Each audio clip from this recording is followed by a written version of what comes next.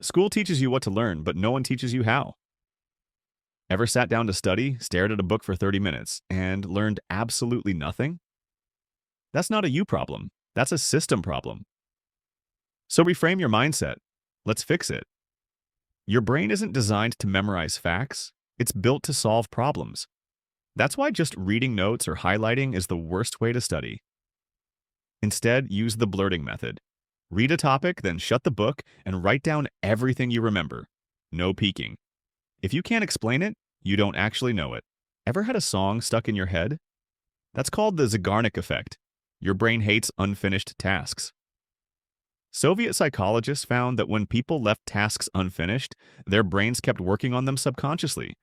So here's the trick. Stop studying mid-topic, not at a clean break, right in the middle of a sentence or formula. So start small. Your brain will push for more.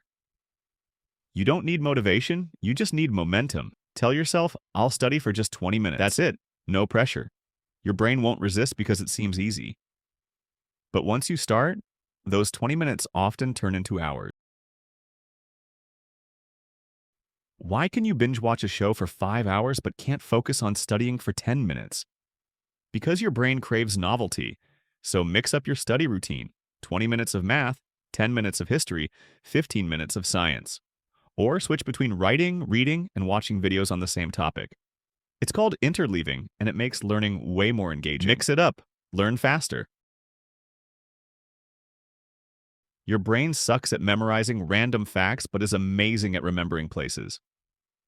Use this. Imagine walking through your house and place facts in weird spots. Need to remember Newton's laws? Picture Newton getting hit by an apple on your couch.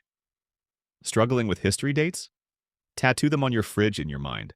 The weirder, the better. If it's stupid, it works. Einstein once said, "If you can't explain it simply, you don't understand it."